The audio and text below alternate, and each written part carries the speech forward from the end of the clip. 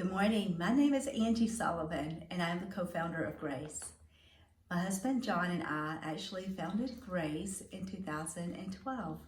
Grace is an acronym for Global Relief Association for Crises and Emergencies. Our mission is to strengthen families and to eradicate the vulnerabilities of human trafficking and exploitation. We work in prevention, where we realize that illiteracy and poverty are two of the main focus areas that contribute to marginalized families being at risk of being exploited and trafficked. So we go to the root of that issue. But it wasn't just our idea to do this. I want to share with you about God's call on our life.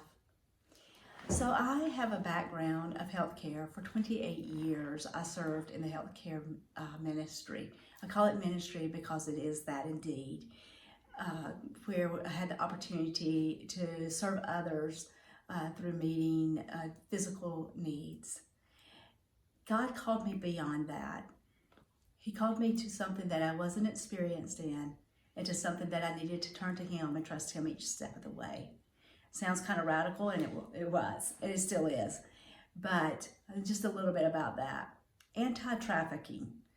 Whoa, okay, so there are extremely high days where it's just like rejoicing and great times and seeing wonderful things happen.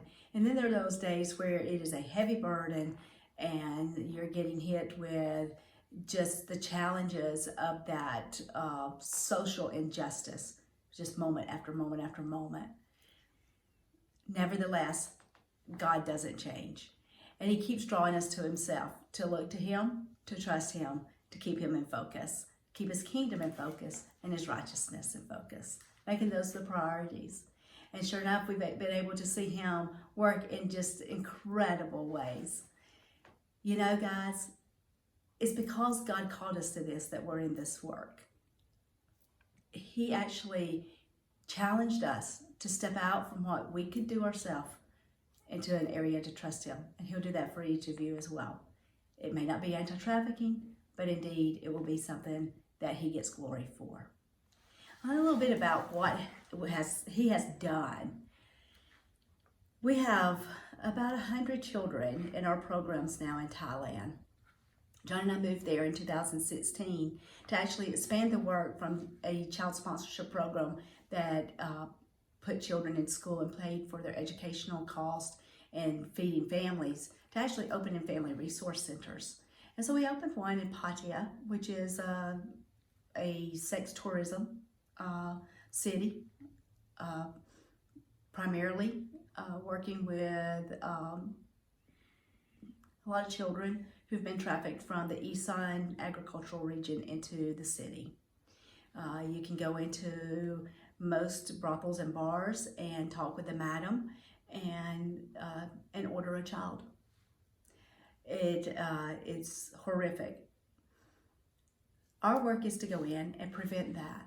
So if we can work to make sure they have an education, ensure that they are fed and their families not needing to put them to work for their next meal, that we can actually help eradicate this issue. In doing so, we actually opened a resource center in Pattaya, and then we opened one in the Isan region in Nakhon Ratchasima. And now recently expanded that into another province in the Isan region of Chayapum. And so it's exciting times. Children have come through the program and are actually attending after school and day camp to keep them in safe places so that when they're not in school, they're not a victim to the community. Children don't have rights in Thailand as we do here in America. It's a different culture. But you know, we've seen Him at work. Okay, so just some of the things. We hired moms and dads to work in our family resource centers. So it is staffed with Thai people. And in Thailand, the country is 96% Theravada Buddhism. Theravada Buddhism is not just Buddhism. They've integrated Buddhism, the Hindi gods, the spirit gods, and the ancestor gods into a religion. When a child is 8 years old, they receive their Thai ID card, and they are automatically declared as Theravada Buddhist on their card. It'd be the same in America as if we had our Social Security card and it listed our religion. In order to change that, you actually have to apply with the government to change from Theravada Buddhism to, say, Christianity. The country is actually about 0.8% Christian. And so as I hired moms and dads, I'm hiring Theravada Buddhist people into our work. God did provide a Christian lady who is Thai and speaks English to be our director, and she is an incredible send from God. And we've been able to see God at work in and through her life. We now employ 12 Thai people, and they actually have turned to Christ. 11 of them have actually gone through the process of changing their application on their card to be Christian instead of Theravada Buddha. There's consequences to that. There's persecution that comes along with that from family and culture, but nevertheless, God is making a difference. What about the children? So we're working with children who live in slum conditions or in poverty and situations where they're being taken advantage of. And so just a little bit about that. We have a 12-year-old who is no longer in a brothel, a different brothel than her 25-year-old mother worked at, so they didn't compete for the same customers. But we're able to connect with TICAC, which is the Thailand Internet Crimes Against Children Division, and they arranged a rescue for her, and now she is sheltered. We had an 8-year-old girl who for 2 years had been performing sex videos for her stepdad to share on the internet, and mom was involved as well. He was arrested and sentenced to 20 years in prison. And now she is in a safe Christian shelter and being cared for psychologically. The stories that these children tell were horrific. You can only imagine. There is a 14-year-old girl who on the weekend of her 14th birthday was sold by the guardian of her community to a 28-year-old Thai man to become the domestic servant of her mother-in-law. 6 months later, they came and got her twin sister, who was not as pretty, but for her to work in the fields. A year and a half later, their little brother turned 15, and they came and got him. And now he works in the fields. These situations are commonplace. Out of the 180 children that John and I got to know coming through our program, 21 have been exploited or trafficked. And so we have been able not only to work in prevention and to advocate for them, but we've been able to be involved with their rescue, recovery, and restoration. And so God calls us to things that are beyond us, but it's not outside of Scripture. So I want to share with you some of what God has helped to encourage us spiritually and personally with to get through these really tough times. Most of you are probably familiar with the account of Christ talking with his disciples and sharing about how at the end of time there will be those who are recognized as doing his work. And specifically in Matthew chapter 25, verses 36 through 41, I think, you will find there that Christ says, when I was hungry, you fed me. When I was thirsty, you gave me drink. When I was a stranger, you took me in. When I was naked, you clothed me. I was sick and you cared for me. I was in prison and you visited me. And they were like, but Lord, when did we see you hungry, thirsty, a stranger, naked, sick, imprisoned? When was that? He said, when you were doing these things for other people. It was as if you were doing it for me. Well, that's quite practical and not difficult. So, he's really laid out a pretty good plan for us that as we see need, we meet that need and he is glorified. And so it's been an encouraging time to be able to be in Scripture as we've had these challenging days of high emotion and low emotion, maybe sometimes several times within a day.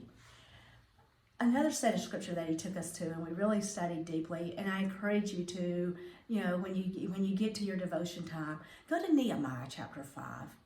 In Nehemiah chapter 5, the setting is where they are rebuilding the wall. And Nehemiah's pulled people together, and there's excitement because they're rebuilding the wall and they're coming back together. And so it's supposed to be a really happy time. But the people were sorrowful and they were mourning, and Nehemiah's like, what is wrong?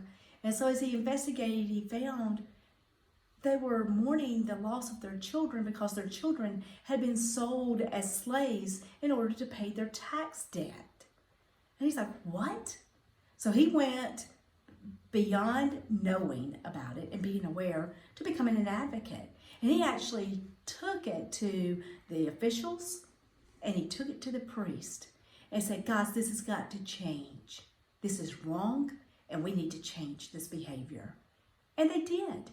So to say that there's no way you can make a difference is actually just trying not to accept the fact that we have a responsibility socially to make a difference. So I encourage you, it may not be anti-trafficking, it may not be stepping into to that gate of hell where people are being just taken by the demons. I mean, you see it is just so real, but into a place where you know that you can actually intervene because God is intervening through you. He empowers us, He gives us the ability, and it's all about Him. It's not about me. It's not even about our organization. It's about Him being glorified. These are just a few very short descriptions of some really incredible stories where we have seen children actually rescued out from some of the trafficking. We have stories of prevention that would put smiles on your face every day of the year, where children came in at the age of 7 and couldn't write their name. And by the age of 8, they're not only writing their name, they're in the top 25% of their class in school. There are so many incredible stories, and I encourage you, you want to know about these, check us out, contact me, I'll be glad to share. Guys, our website is www, of course, globalreliefassociation.com. That's globalreliefassociation.com. There's a lot of information there. Beyond Thailand, there's information about what's happening here in the state of Georgia with our new program down in Millen, Georgia, a county seat that has no Chick-fil-A. I know, incredible, right? But nevertheless, there is poverty, there's illiteracy, there is a lack of the gospel, and God has given us the opportunity to intervene. Hey guys, visit our website, email me, Angie@globalreliefassociation.com. Reach out to us if you want to know more. If you want to go beyond awareness, beyond that X that you put on your hand every year, and get involved with advocacy and prevention, we have ways, and we would be glad to connect you. It's such a great opportunity and an honor to be asked to provide a devotional for you guys. I hope you're encouraged. I hope you realize that you're so blessed to be able to work in an environment like Chick-fil-A, where priority is placed on keeping Him first, keeping His kingdom in focus, and His righteousness in focus. May God bless you. Prajale Panka. That's Thai for God bless you. Thank you.